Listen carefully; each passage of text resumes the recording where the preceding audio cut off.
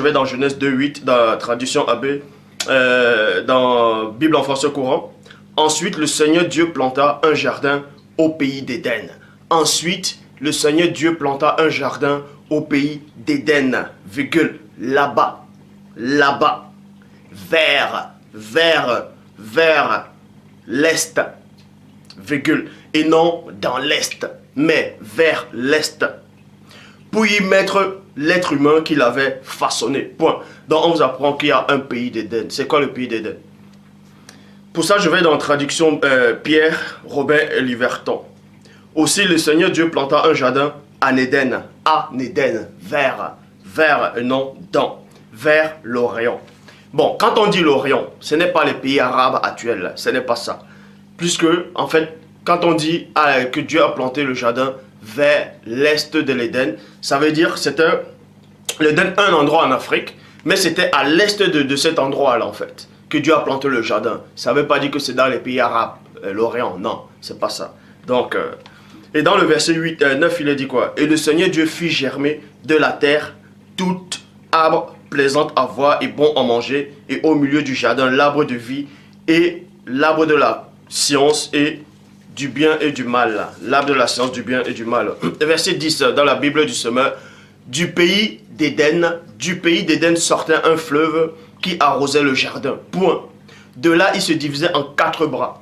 Donc on vous apprend que du pays d'Éden, c'est quoi le pays d'Éden? C'est quoi l'Éden? Est-ce que l'Éden, c'était toute la terre? Parce que certains disent que l'Éden, c'est le jardin d'Éden. Non. Il y a d'abord l'Éden et ensuite, maintenant, il y a un jardin qu'on a placé dans un endroit en Éden. Donc, Bible parole de vie. Un fleuve sortait du pays d'Éden pour arroser le jardin. Bible français courant, il est dit pays d'Éden. Pays d'Éden. Donc, vous allez comprendre le mystère, c'est quoi? C'est que la terre, je vais vous expliquer ces choses, c'est très facile. La terre, en fait, c'était un Éden. Vous voyez?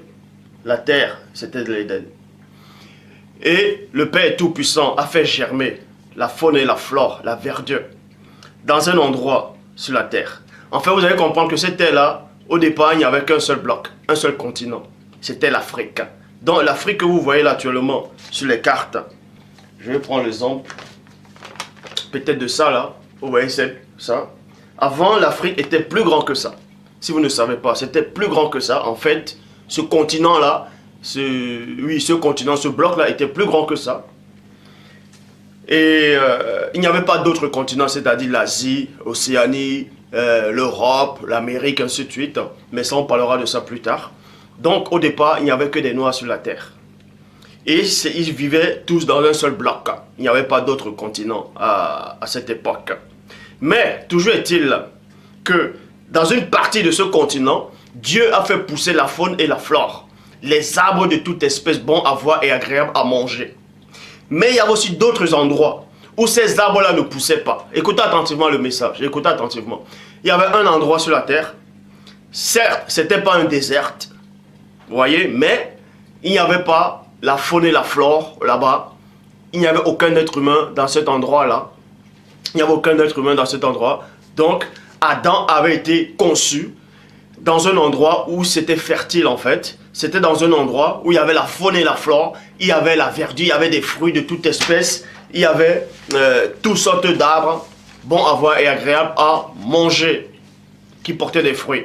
Et les animaux aussi vivaient à cet endroit-là, c'est-à-dire vers cette localité de la terre. Donc il y avait une partie de la terre qui n'y avait pas de richesse de la terre en fait. Et l'endroit où Adam se trouvait, où les animaux, tout ça là où il y avait la verdure, c'est ce qu'on appelait le pays d'Éden. Le pays d'Éden. Écoutez attentivement. C'était l'endroit où c'était le pays d'Éden. C'est pour ça qu'il est dit dans Genèse. Pour ça, je vais repartir. Genèse chapitre 2, versets 4 à 6 qui dit: voici les origines plutôt des cieux et de la terre, quand il fut créé. Lorsque le Seigneur Dieu fit une terre et des cieux, virgule, lorsque le Seigneur Dieu fit une terre c'est un continent, une terre et des cieux. Aucun arbuste des champs n'était encore sur la terre, virgule, et aucun herbe des champs ne germait encore, car le Seigneur Dieu n'avait pas fait pleuvoir sur la terre, et il n'y en avait point d'homme pour cultiver le sol. Vous voyez, le sol était aride, le sol était un désert au départ. Donc il n'y avait pas de la verdure, de la faune et la flore. Mais une vapeur se leva de la terre, virgule, et arrosa toute la surface du sol. Et non toute la surface de la terre, mais toute la surface du sol. Verset 9. Le Seigneur Dieu fit pousser du sol des arbres. Et non, le Seigneur Dieu fit pousser sur toute la terre, mais du sol. On va localiser ce sol-là bientôt. Le Seigneur Dieu fit pousser du sol des arbres de toute espèce agréables à voir et bon en manger. Genèse chapitre 1, verset 12 dit quoi? La terre, vous voyez, là c'est le sol, mais la terre produisit de la verdure, virgule, de l'herbe portant de la semence selon son espèce, et des arbres donnant du fruit ayant en eux leur semence selon les espèces. Dieu vit que cela était bon. Donc pour mieux comprendre, Genèse chapitre 2 au verset 6 égale à Genèse chapitre 1 verset 12. C'est un récapitulatif en fait, c'est-à-dire c'est un résumé. Vous voyez, Genèse 2 verset 6, Genèse 2 verset 6 dit en fait que Dieu n'avait pas encore fait pleuvoir sur la terre, il n'y avait pas d'herbe qui poussait sur le sol. Là, c'est dans le chapitre 2. Or, dans le chapitre 1 de Genèse, dit quoi? Que Dieu avait déjà fait pousser des plantes, tout ça là. Certains gens vont peut-être croire que c'est une erreur, ou bien qu'il y a deux récits dans la Genèse, dans Genèse 1 dans Genèse 2. Je vous le dis, il faut être assisté par le véritable Saint-Esprit du Père qui alimente la parole pour comprendre les mystères de la Genèse, du début de la Genèse. Soit il faut assister à la création pour mieux expliquer. Donc, c'est pour ça que le Père Tout-Puissant a permis que je vienne vous expliquer ces choses. Bon, donc je répète, Genèse chapitre 2 au verset 6 dit que rien ne poussait encore, Dieu n'avait pas fait pleuvoir. Or, dans Genèse 1, 12 dit Dieu a fait pousser des plantes, de l'herbe, des arbres. En fait, Genèse 1, 12 et Genèse 2, 6, c'est le même récit. C'est-à-dire, c'est un résumé. Donc, l'Éden égale terre, égale sol. L'Éden, ça veut dire le délice. C'est le délice. Hein? Et le sol, là, c'est un endroit fertile. Pour ça, on va dans Genèse chapitre 4, au verset 14, dans la Bible des peuples. Parce qu'il y avait quelqu'un qui m'avait envoyé un message une fois, il m'a fait comprendre que quand Dieu a chassé Caïn, Caïn a dit à Dieu, aujourd'hui, tu me chasses de cette terre. Donc pour lui, son raisonnement, lui, c'est quoi? Il y a plein de gens qui croient à ce genre d'hérésie. Ils disent que quand Caïn a demandé à Dieu, aujourd'hui tu me chasses de cette terre. Il dit en fait que Dieu a enlevé Caïn de la terre, il l'a mis dans une autre planète. Et Caïn s'est multiplié là-bas. Et un jour, il est revenu avec un vaisseau spatial. Et ils ont couché avec les femmes sur terre. C'est ce qu'on dit dans Genèse 6, 1 à 2. Que les hommes ont commencé à se multiplier sur la surface de la terre. Que des filles, les fils de Dieu. Pour eux, ils disent que les fils de Dieu, là, c'était Caïn et sa descendance qui sont venus recoucher avec les enfants d'Adam. Bref, ça c'est complètement... Ça n'a aucun... Ça tient pas la route. Ça tient pas la route. Bref, Genèse chapitre 4, pour vous montrer en fait que il y avait une partie de la terre où il y avait la faune et la fleur, il y avait des arbres, il y avait des fruits de toute espèce, agréable à voir et bon à manger, il y avait des rivières, tout ça là, et il y avait des animaux, il y avait l'âme. Or, dans un autre endroit de la terre, il n'y avait pas il n'y avait pas la faune et la fleur, il n'y avait pas des arbres, tout ça là. Donc, l'endroit où il y avait des arbres, tout ça là, c'était un coin en Afrique. Tout ça, le bloc, c'était l'Afrique, mais il y avait un coin spécial où il y avait, c'était la richesse, c'était le délice. Pour ça, dans Genèse chapitre 4, verset 14, dans la Bible des peuples, dit quoi? Regarde, tu me chasses aujourd'hui du sol cultivable. Donc, Caïn dit à Dieu que Dieu est en train de le chasser du sol cultivable. Cultivable. C'est là où Adam était. C'est là où les animaux étaient. Tu chasses du sol cultivable. Ça veut dire où Caïn partait, c'était toujours sur la terre, mais c'était l'endroit où c'était pas cultivable. Écoutez la révélation. Et je devrais me cacher loin de toi. Bible de l'épée. Vois, tu m'as chassé aujourd'hui de la présence de l'homme. Parce que où Caïn partait là, de l'autre côté de la terre, de l'autre bloc de la terre, il n'y avait pas la présence de l'homme. Donc, où il n'y a pas la présence de l'homme, il n'y a pas le sol cultivable, tout ça là. Bible du semeur, voici que tu me chasses aujourd'hui du sol fertile. Du sol fertile. Bible en français courant, tu me chasses aujourd'hui du sol cultivable. Bible de Jérusalem, vois, tu me bannis aujourd'hui du sol fertile. Bible pastorale de Marais de Sousa, tu me chasses aujourd'hui de ce pays. Vous voyez, de ce pays. Donc, c'est ce qu'on appelle le pays d'Éden en fait. Sur le pays d'Éden. Bible a noté de Chaffner dit, voici tu m'as chassé aujourd'hui du dessus de la face du pays. Donc, on va localiser ce pays, on va localiser l'Éden, on va localiser où Adam a eu l'existence, on va localiser où se trouve la source. Parce qu'il est dit dans Genèse 2 qu'il y avait une source qui sortait de l'Éden pour arroser le jardin. Et c'est quoi l'Éden? C'est quoi cette source-là? Cette source-là se trouve dans un pays actuel. C'est-à-dire, on va localiser ce pays, parce que d'autres disent que c'est le Congo, d'autres disent que c'est l'Arabie Saoudite, d'autres disent la Turquie, d'autres donnent des noms, bref, qui n'ont aucune connaissance, mais on va vous montrer cela. C'est pour ça que l'enseignement d'aujourd'hui, vous n'avez jamais entendu ça nulle part ailleurs. C'est une grâce que le Père Tout-Puissant vous accorde. Donc, on va localiser ce pays déjà. Pour ça, on va dans Joël, chapitre 2, versets 1 à 3 qui dit: sonnez de la trompette à Sion. Écoutez attentivement. Écoutez attentivement. Sonnez de la trompette à Sion. Sion, c'est où? C'est à Jérusalem. Faites-la retentir sur ma montagne sainte et que tous les habitants du pays tremblent. Car le jour du Seigneur vient, car il est proche. Jour de ténèbres et d'obscurité, jour de nuée et de brouillard. Il vient comme l'aurore, se repent sur les montagnes. Point. Voici un peuple nombreux et puissant. Voici un peuple nombreux et puissant, tel qu'il n'y en a jamais eu et qu'il n'y en aura jamais dans la suite des âges. Donc, il y avait un pays en Éden, il y avait un lieu qui était localisé en Éden. Un endroit précis dans la terre où il y avait une puissance incroyable qui se dégageait. C'est là où la source en fait sortait. Devant lui, un feu tremble. Devant lui, il y a un feu qui dévore. Derrière lui, une flamme brûlante. Devant lui, la terre. La terre. Dans d'autres versions, c'est-à-dire dans la Bible du Colombe, on dit le pays. Vous voyez, on dit le pays. Devant lui, le pays était pareil au jardin d'Éden. Donc, on vous dit ici qu'il y avait un pays. Et on le compare au jardin d'Éden. C'est-à-dire que c'était ce pays-là où la source sortait pour arroser les 4 fleuves. Et ce pays-là, c'est où? On vous dit que c'était à Sion. Puisque vous pouvez relire dans Joël 2, 1 à 19.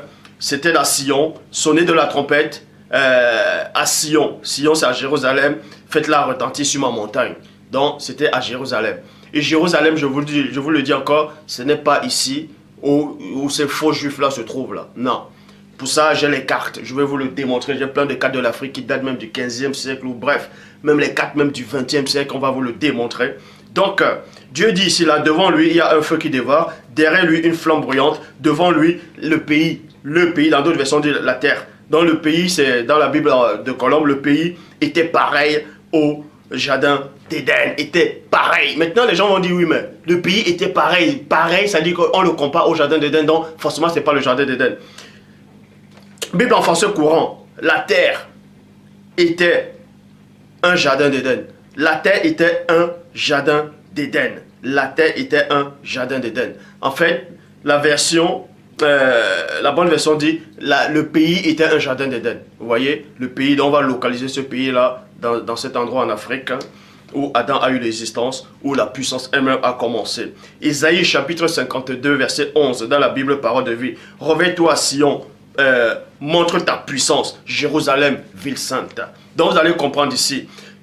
Pour ça, on va aller dans... J'ai tout le temps, parce que celui qui a créé le temps, c'est mon Père, donc il me donne le temps d'en disposer. Bon, Genèse chapitre 2, verset 10. Du pays d'Éden sortait un fleuve qui arrosait le jardin. Point. De là se divisait en 4 bras. Donc, du pays d'Éden. Du pays d'Éden. De là, on vous dit ici qu'il y avait un fleuve qui arrosait le jardin. Bible en français courant. Un fleuve prenait sa source. Un fleuve prenait sa source. C'est la source, c'est l'origine, la puissance au pays d'Éden. Au pays d'Éden. C'est pour ça qu'il a dit, Apocalypse chapitre 21, verset 2. Et je vis descendre du ciel d'auprès de Dieu, la ville sainte, la nouvelle Jérusalem. Vous voyez, la nouvelle Jérusalem, la ville sainte. Parce que l'ancienne Jérusalem, c'est-à-dire l'ancien paradis, c'était terrestre. C'était en Éden. Vous voyez? Donc, si on vous dit que c'était en Éden, ça dit que c'était à Jérusalem. Comprenez la révélation. Le jardin d'Éden, c'était dans les environs de Jérusalem. Le jardin, en fait, le pays d'Éden, c'était à Jérusalem. Où il y avait cette source-là qui sortait de l'Éden pour arroser le jardin qui se divisait en 4 bras. C'était à Jérusalem que la source-là d'eau sortait. La parole le dit, c'est l'Apocalypse chapitre 21, verset 2. Et je vis descendre du ciel d'auprès de Dieu la ville sainte, la nouvelle Jérusalem. Apocalypse 22, verset 1. Et il me montra un fleuve d'eau, de la vie, limpide plutôt, comme du cristal qui sortait du trône de Dieu et de l'agneau. Ézéchiel chapitre 47 au verset 1.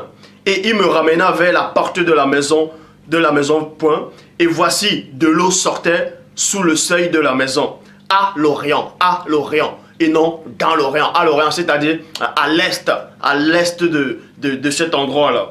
Car la face de la maison était à l'Orient. L'eau descendait sous le côté droit de la maison du midi à l'autel.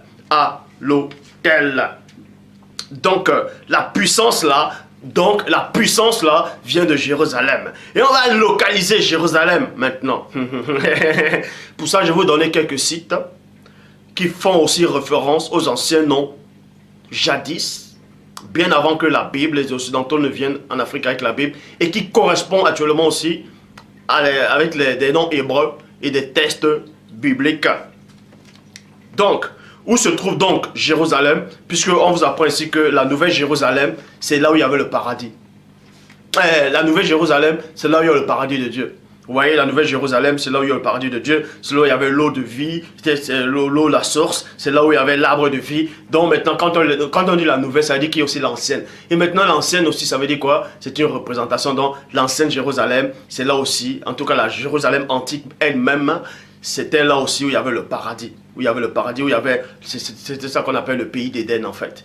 Donc, pour ça, il y a un site actuellement que plein de gens essayent de...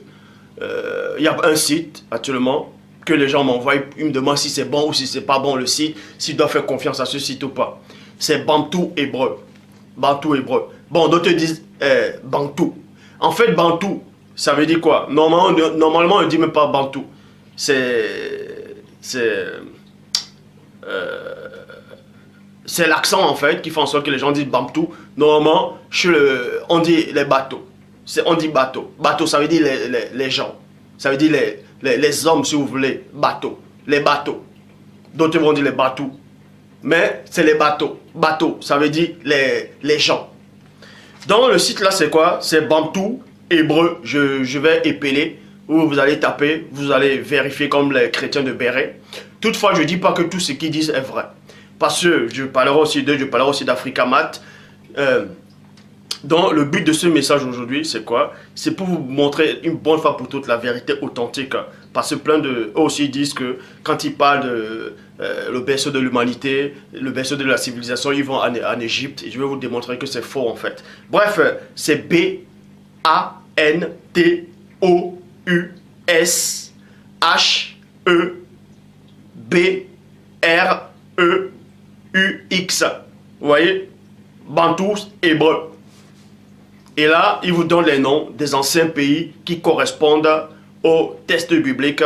Donc aussi, j'essaie de localiser. Et dans ce site-là, voilà ce qu'ils disent par rapport à Yaoundé.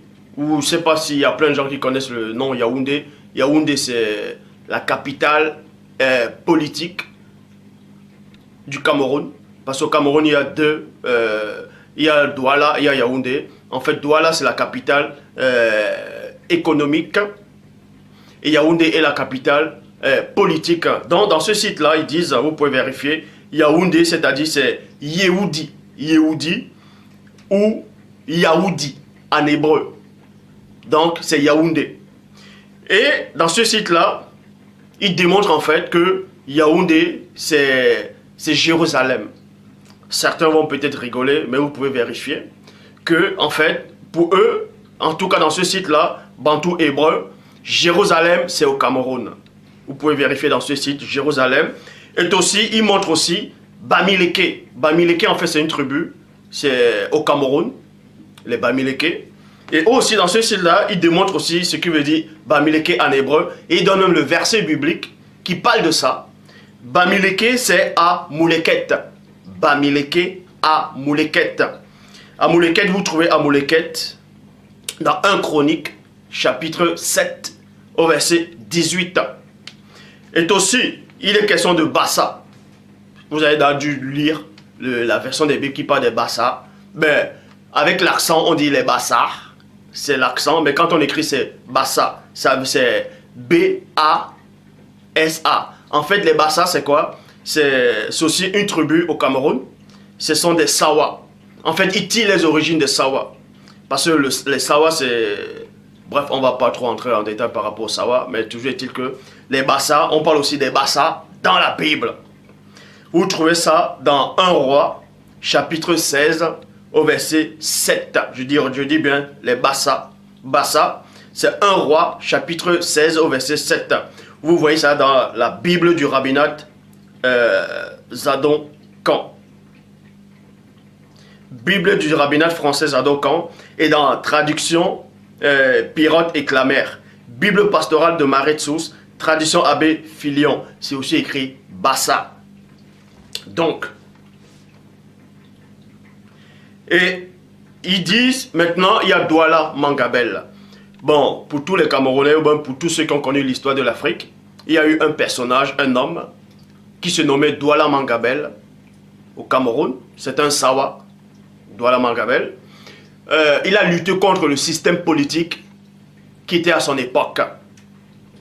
Et dans ce site-là, il démontre aussi en fait que Douala Mangabel, ça veut dire Judas Maccabée.